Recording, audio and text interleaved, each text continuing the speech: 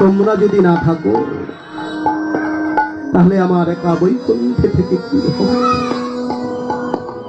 একথা যখন বলেছে ভগবান বলছে না তোমার সেবা শুনেও পূর্ণ হবে। ঠিক তাই হয়েছিল। এই বলি মহারাজের স্ত্রী দাপর যুগে কংসের বোন পুতনা রাক্ষসী হয়ে জন্মগ্রহণ করে বৃন্দাবনে গিয়েছিল আমার বালক রূপী ভগবানকে স্তনে দুগ্ধ মেখে স্তনে বিষ মেখে তাকে মানতে গিয়েছিল। হরি বল হরি বল হরি বল। এই যে লীলার সঙ্গে পরবর্তী সত্য যুগের লীলার সঙ্গে যদি ত্রেতা যুগের লীলার কাহিনীর মিল না থাকে সেটা লীলা নয়।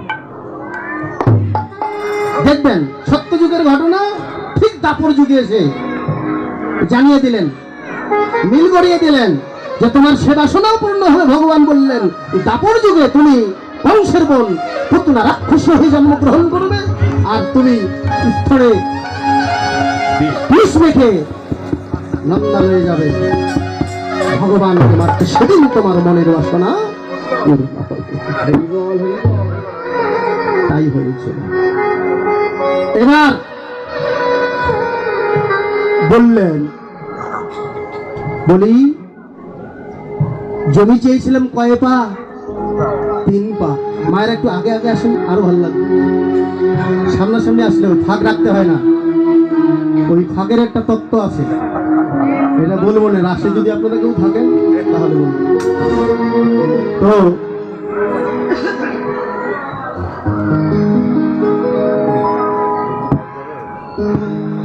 এবার বলি মহারাজ বলছেন, বামন রূপী ভগবান বলি মহারাজকে বলছেন বলি কয় পা জমি দেওয়ার কথা ছিল? 3 পা। দিয়েছ কয় পা? 2 পা। জমি বের করো। কিন্তু বামন রূপী বলি মহারাজ মনে মনে চিন্তা করেছিলেন যে তার আর চরণ নেই, আমার আর জমিও নেই। বামন রূপী ভগবান অন্তর্যামী বলি মহারাজের অন্তরের কথা জানতে পেরে বলছেন বলি কি ভাবছো? তুমি তো চরণের কথাই ভাবছো, চরণ আমার আছে, তুমি তোমার জমি বের করো। হরি বল হরি বল। চরণ আমার আছে বলি তুমি তোমার জমি বের করো। এই বলে বামন রূপী ভগবান কি করলেন? তার নাভি কমল থেকে আরেকটা চরণ বের করে দিলেন। দেখবেন যেখানে বামন রূপী ভগবানের পূজা হয় দেখবেন তার 3টা পা, একটা পা নাভি কমল থেকে বের হয়ে গেছে। বের করে দিয়ে বলছেন বলি জমি দাও, আমি চরণ রাখবো,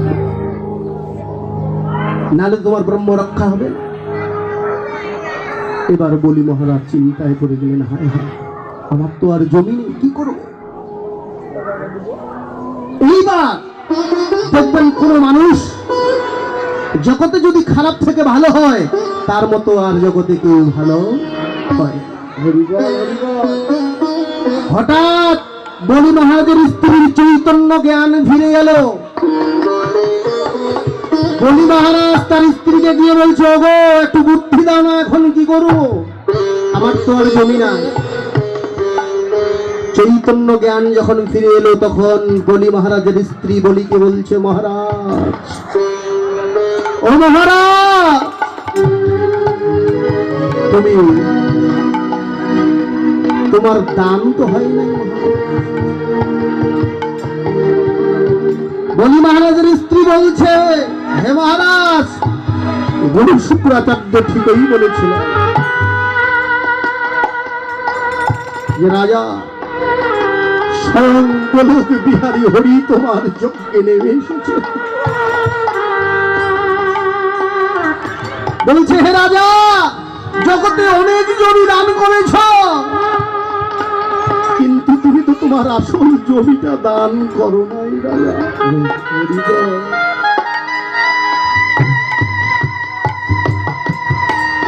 মহারাজের স্ত্রী বলছে, যাও রাজা। যার চরণ পাবার জন্যে কত শত বছর ধরে, যুগ যুগ ধরে কত মণি, কত ঋষি, কত যোগী, কত কিন্নর, কত গন্ধর্ব তার চরণ পাবার অপেক্ষায় আছে।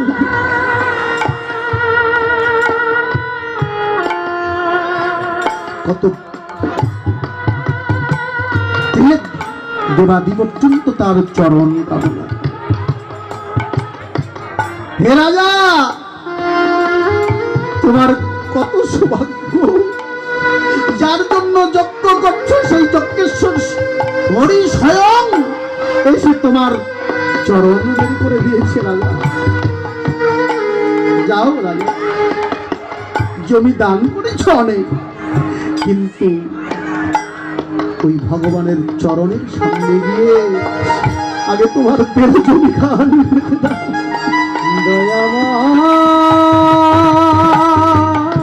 আগে আগে দেহ জমি খাওয়ানি পেতে দাও। জগতে যত তুমি দান করো না কেন, এই দেহ জমি ততক্ষণ না পর্যন্ত গোবিন্দের চরণে আত্মসমর্পণ না করো। বলি মহারাজ এবার কি করলেন, চরণ যেহেতু বের করেই দিয়েছে, এসে এবার বামন রূপী ভগবানের সামনে এসে মাথাটা পেতে দিয়ে বলছে, ভগবান চরণ যেহেতু বের করেই দিয়েছে, ভগবান তোমার চরণে মাথা আমি পেতে দিলাম। তোমার চরণে মাথা পেতে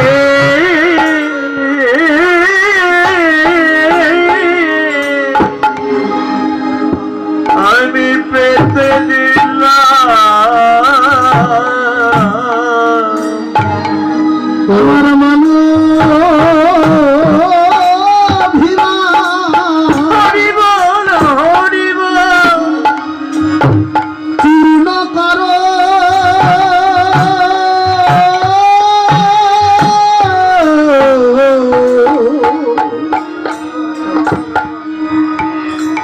তোমার চরণে মাথা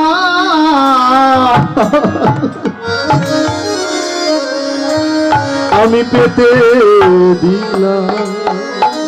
আমার মনা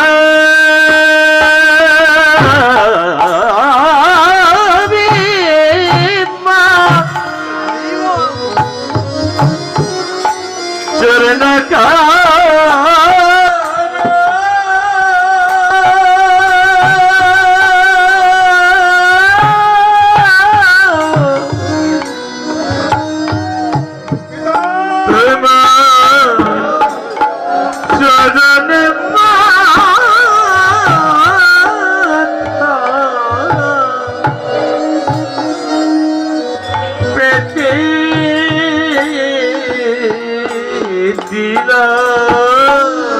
তোমরা আমার মাথায় পদাঘাত করো,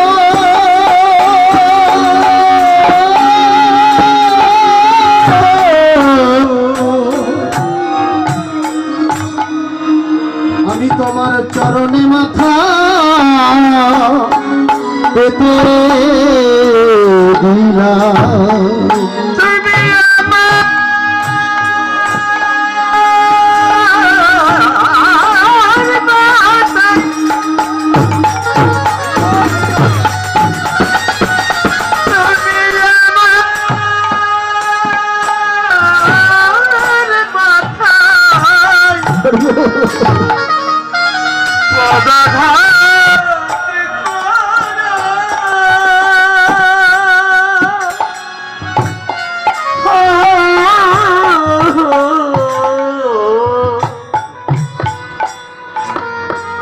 তোমার চরণে চরণে মাথা পেতে দিলাম। অথবা বলি মহারাজ সাধনা বলে, ভগবানের কৃপা করুণা বলে স্বয়ং ভগবানের চরণে তার মাথাটা পেতে দিতে পেতেছি। সেই সৌভাগ্য, সেই অনুরাগ, সেই ভজন তো আমার হলো না। আমি ওই ভগবানের চরণে মাথাটা পেতে দেবার আগে ভক্তের চরণে মাথা আমি পেতে দিলাম। মাগতে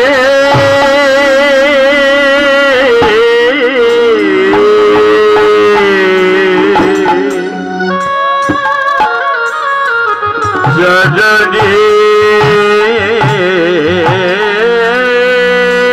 মাতা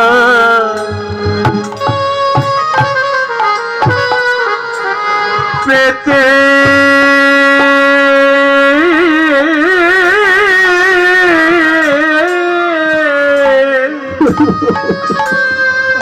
আমি পেতে দিলাম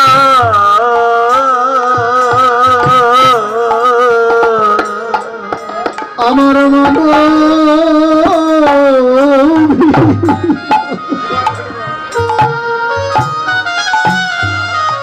চুরি না করো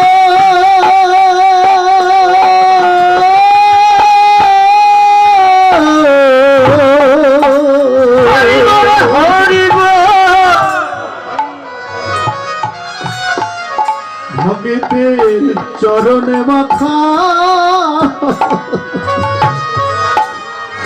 আমি পেতে দিলাম। আমার মনে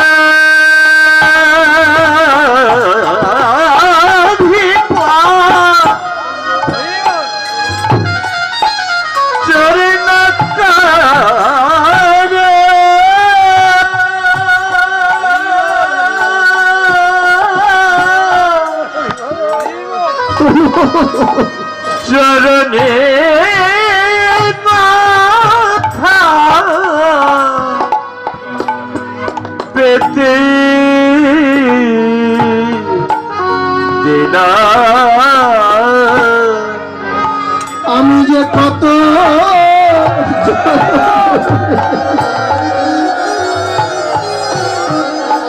আমি যে কত জনাবে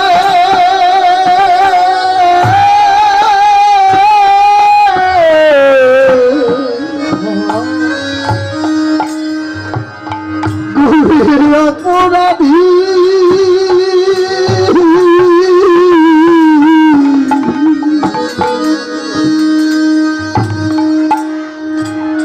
ভগতের চরণে মাথা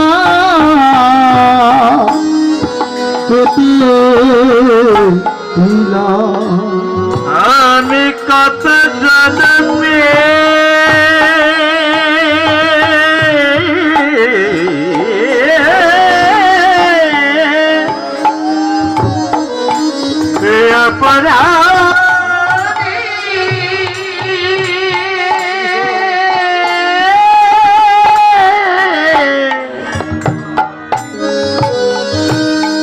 চরণে চরণে মাথা পেতে দিলাম। আমার ভাগ্যে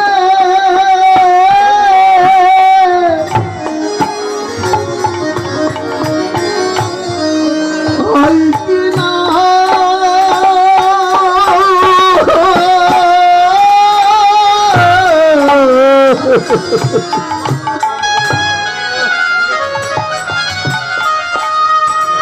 ভগতের চরণে মাথা আমি পেতে দিলাম। আমার আর কি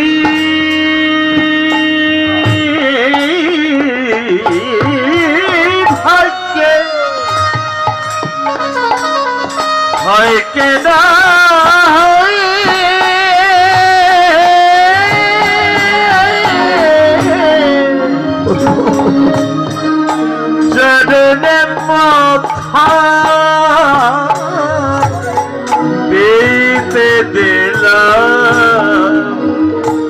তোমরা দাও দাও ভগিতে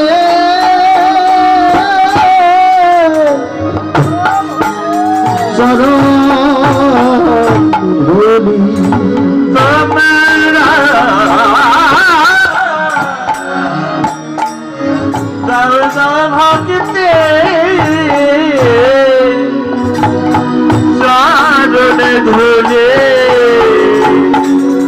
তোমরা দাও দাও ভক্তে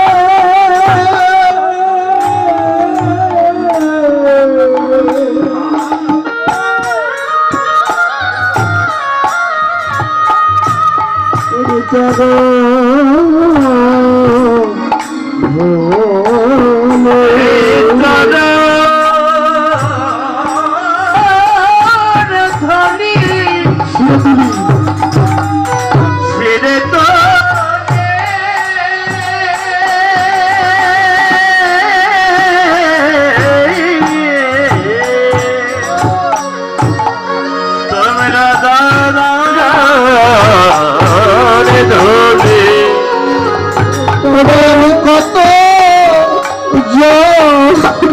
হরিব হরিব অপরাধী